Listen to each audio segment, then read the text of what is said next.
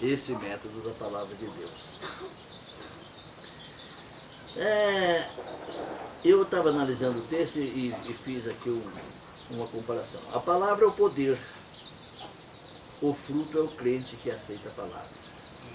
Se a palavra é real, perfeita, o fruto vai ser bom e perfeito, porque tem o espírito da palavra. E com isso o fruto sadio é digno de aceitação de Jesus e de Deus. Não será cortado e nem queimado. Verso 6. Se alguém não permanece em mim, será lançado fora à semelhança do ramo, e secará, e o apanham e lançam no fogo e o queimam. Verso 7. Se permanecerdes em mim, e as minhas palavras permanecerem em vós, pedireis o que quiserdes a vós. Pedireis o que quiserdes, e vos será feito. Nisto é glorificado meu Pai, em que deis muito fruto, e assim vos tornareis meus discípulos. Veja como não é fácil. Tudo vai desarrolhando aos poucos. Se você estiver nele, bem firmado naquele enxerto, naquele ramo, naquele tronco, você é um ramo que, quando você fazer uma oração, surte efeito, porque o ramo está enxertado na videira verdadeira, né? E quando isso acontece, da tua oração ser ouvida e as bênçãos recaídas através da tua oração, aí é glorificado o Pai, né? Porque ele está dando muito fruto, e assim, só depois disso, vos tornareis os meus discípulos. Viu como não é fácil? É difícil. Como entendemos isto com mais detalhes, analisemos o verso 3 de João 15. Lê lá outra vez bem. Se vós já estáis limpos pela palavra que vos tenho falado. Tem que estar limpo, tem que aceitar de todo o coração. Por isso que é delicado. Eu estava falando aqui com o doutor César, o doutor que trata de mim, ele também foi adventista. Aí eu estava explicando para ele aqui, foi no sábado também, né, um dia que ele esteve aqui, eu estava explicando, ele que me deu essa Bíblia, que essa Bíblia não existe mais, é uma das Bíblias mais completas que eu conheço. Eu tenho uma que faz mais de 20 anos, está toda desmanchando de tanto estudo. Se você ver, você dá dó da Bíblia. Eu guardo ela com muito carinho. E eu queria outra e não consigo mais, não sai mais. E ele procurou na internet, por tudo quanto é canto, eu fiz uma faca muito bonita para ele. Aí ele conseguiu essa usada e me trouxe. Eu nem cobrei a faca. Falei, mais do que o valor da minha faca, você me trouxe a mim. Aí eu estava explicando a ele aquela passagem que Jesus diz: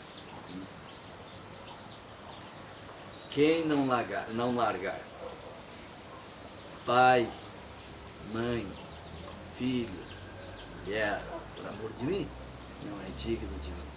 Ah, isso eu não faço. Por quê? Porque ele não estava firmado na palavra. Né? Então é delicado. Vós já estáis limpo pela palavra que vos tenho falado. É essa limpeza, imune de qualquer coisa. Né? Isto é, Marcos 4, 11 a 12, a vós outros é dado o mistério do reino de Deus, mas os de fora tudo se ensina por meio de parábolas, para que vendo vejam e não percebam, e ouvindo ouçam e não entendam, para que não venha a converter-se e haja perdão para eles. Esses são os que não entendem o mistério do reino. Então eles não largam as coisas materiais, está em primeiro plano, Deus está em segundo. E a Bíblia diz, buscai primeiro o reino de Deus, e as outras coisas vos serão acrescentadas. Isso tem que ter muita fé.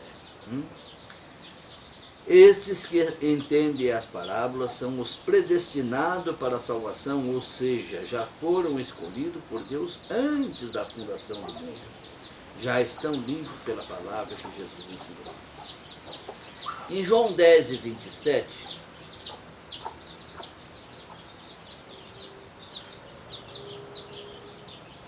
As minhas ovelhas ouvem a minha voz, e eu conheço-as, e elas me seguem. Está vendo? Qual é a voz? Vós estáis limpo pela palavra, né? A vós é dado o conhecimento da palavra, a eles de fora não. Então, por isso que ela segue e abandona qualquer outra coisa. Pedro não chegou a Jesus e falou: Senhor, nós largamos tudo para te servir. E que nós ganharemos? No meu reino terão 12 tronos e vós serão 12 reis comigo e governarão. Que privilégio, né? Que privilégio. Assim como Paulo, quando Jesus apareceu para ele na estrada de Damasco, e ele ficou cego, e Ananias orou para ele, caiu como se fossem 2 escamas dos seus olhos, mas ele ficou sofrendo da vista a vida inteira, lacrimejava e doía, e aquilo chamou-se o espinho na carne que Paulo tinha. E ele pediu por 3 vezes que Deus o curasse, e Deus disse não. A minha graça te basta. Garantiu a salvação, mas não deu cura. Você vê como que é? Então é muito complicado. Isso tudo a gente observa para que nós aprendamos a servir a Deus de uma maneira correta. Estas ovelhas já eram o gozo de Jesus antes da fundação do mundo. Provérbios 8 e 31.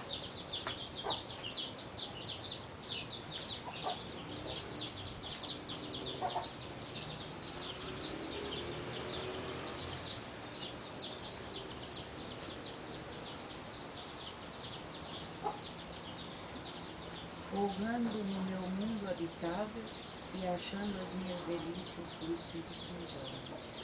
O mundo não tinha sido feito ainda, né? Estava em projeto de construção. Ele era o arquiteto e Deus o construtor. Mas ele já via aqueles que tinham que ser salvos e ele se regozijava já com aqueles que haveriam de vir, né? Que seriam os predestinados para a salvação. Por isso que o mundo era para ser habitável, né? E habitável por gente boa. Às vezes Satanás estragou tudo, né? Semeou a semente má. Em Efésios 1, 4 e 5,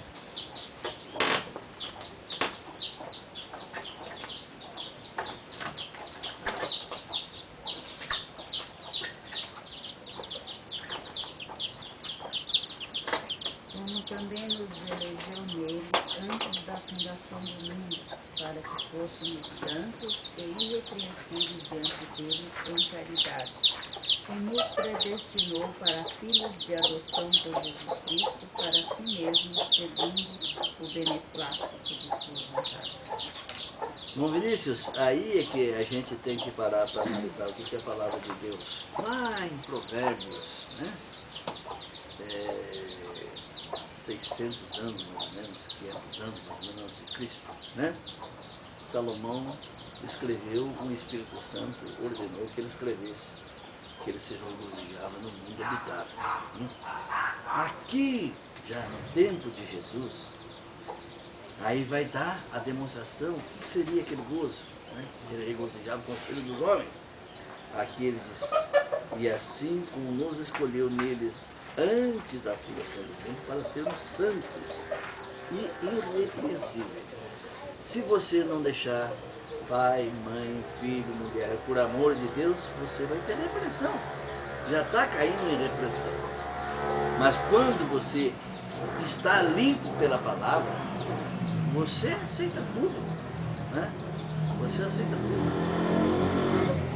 E aí você se tornou, desde aquele tempo, predestinado para Ele, para a adoção de filhos por meio de Jesus Cristo, segundo o beneplácito de sua vontade. No estudo que eu estou fazendo aqui, entra aquela causa da vida, né? Tem pessoas que dizem, o que você tem que ver com a minha vida? Aí você olha, nós que entendemos, que vida? Você não tem vida nenhuma. A vida que está em você é emprestada, né? Mas quando você receber a adoção, de filho de Deus, ele te doa a vida e você não morre mais. É isso que nós temos que entender, que nós vivemos com vida emprestada, o sopro na narina de Deus. Só quando você tornar o seu discípulo, como nós já lemos aqui na palavra, você vai ter a adoção dessa vida para a eternidade. É completamente diferente do que as pessoas pensam por aí. É muito complexo. Elas me conhecem e ouvem a minha voz e me seguem. 1 Pedro 1:20.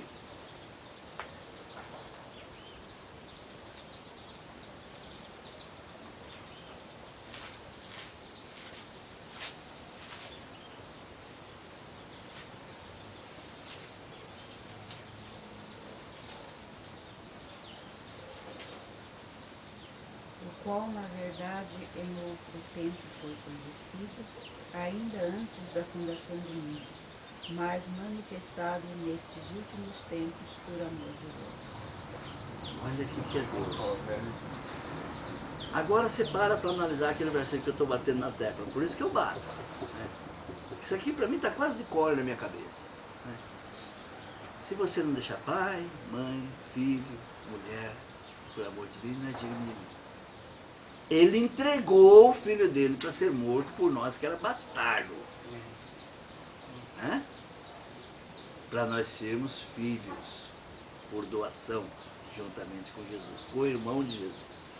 O verso aqui, conhecido com efeito antes da fundação do mundo, nos predestinou para ele antes da fundação do mundo para ser doado como filhos, por meio de Cristo.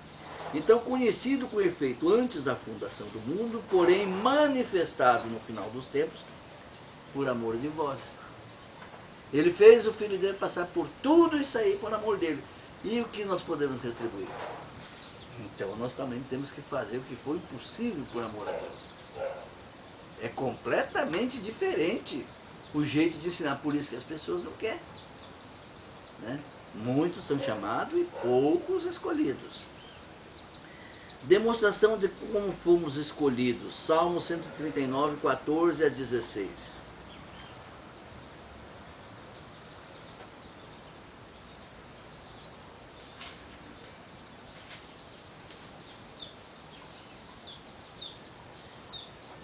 Eu te louvarei porque de um modo terrível e tão maravilhoso fui formado.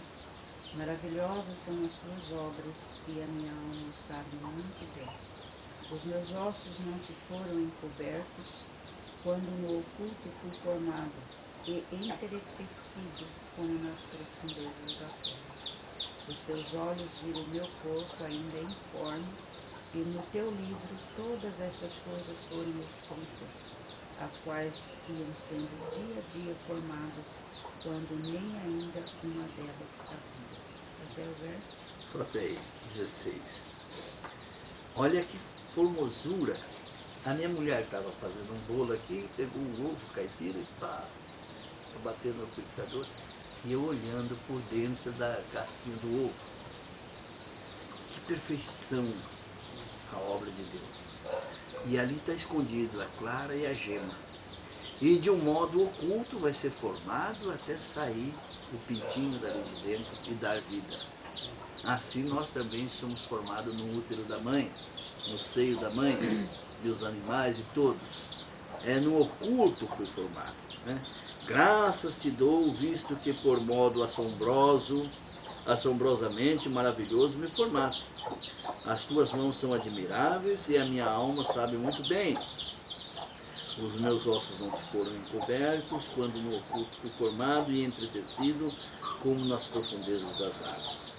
Os teus olhos me viram a substância ainda informe, e no teu livro foram escritos todos os meus dias, cada um deles escrito, determinado quando nenhum deles havia ainda. Por isso que lá em Provérbios, que nós lemos, 31 diz, regozijando-me no seu mundo aumentável e achando as minhas delícias com os filhos dos homens. Ainda no oculto, quando nenhum deles havia Jesus, já havia o nosso. Olha isso. para nós que conhecemos a palavra de Deus e procuramos fazer com que Deus nos abençoe,